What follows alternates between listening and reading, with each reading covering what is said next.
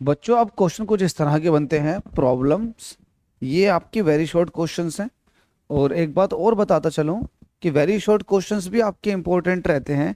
अब देखिएगा, ये इंपॉर्टेंट क्यों रहते हैं, इसके बहुत सारे रीज़न हैं, जिसमें एक रीज़न जो मेन है वो ये है क्योंकि आपके एमसीक्यू बनते हैं।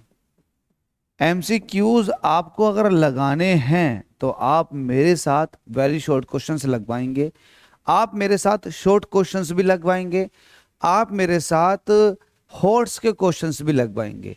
आप जब इतने सारे क्वेश्चंस लगवाओगे और साथ में जो आपके न्यूमेरिकल्स प्रॉब्लम है तो वो भी लगवाओगे तो आपका ये चैप्टर बहुत स्ट्रांग हो जाएगा।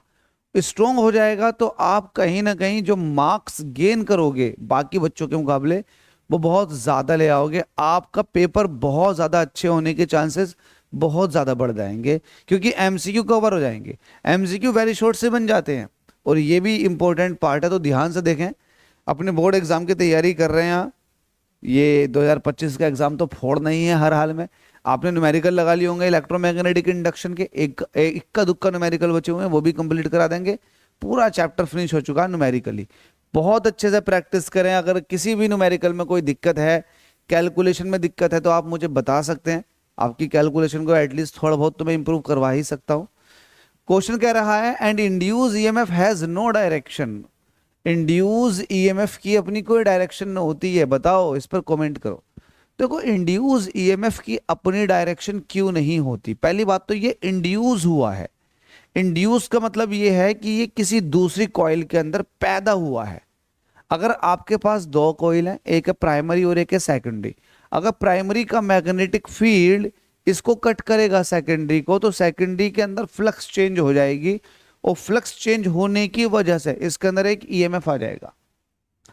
अब आपको पता है कि अगर मैं मैग्नेटिक फील्ड की डायरेक्शन को अपोजिट कर दूं, उल्टा कर दूं, तो जो इंड्यूस ईएमएफ आएगा इसकी डायरेक्शन भी चेंज हो जाएगी। तो इसका अपना कोई भी कुछ नहीं है, इसका अपना निजी नहीं है, ये डिपेंड कर रहा है प्राइमरी पर। अगर प्राइमरी के वोल्टेज बदलने से उसका मैग्नेटिक फील्ड बदलेगा तो जो इसके साथ फ्लक्स चेंज होगी तो वो भी बदल जाएगी। और जब इसकी फ्लक्स चेंज होगी तो जाहिर सी बात है इसके अंदर जो इंड्यूस ईएमएफ है वो भी बदलेगा। और डायरेक्शन जो है वो ये डिसाइड करेगा।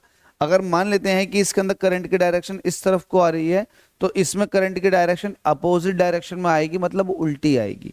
तो कहने की बात यह है कि इसके अंदर जो भी इंड्यूस ईएमएफ आ रहा है उसका डायरेक्शन डिसाइड होगा पहले वाले से। अगर पहले वाली कॉइल के अंदर मैग्नेटिक फील्ड की डायरेक्शन को चेंज कर दिया जाए, मैग्नेटिक फ्लक्स को उल्टा कर दिया जाए, चेंज कर दिया जाए, तो कुछ भी किया जाएगा उसका सीधा सीधा इफेक्ट सेकेंडरी कॉइल पर पड़ने वाला है। इसीलिए अपनी खुद की उसकी कोई डायरेक्शन नहीं होती है इंड्यूस ईएमएफ की। डिटेल्ड एक्सप्लेनेशन मैंने कर दिया है। अगर आप लिखकर प्रैक्टिस करना चाहते हैं और वो करनी पड़ेगी आपको, तो ये इसका सॉल्यूशन है। समझा मैंने दिया है, आप लिख कर याद करें, आपको डेफिनेटली इसमें बहुत ज़्यादा बेनिफिट मिलेगा। चलिए, आपसे मुलाकात करता हूँ मैं अगली प्रॉब्लम के अंदर। Thank you so much, channel पर बने रहिएगा।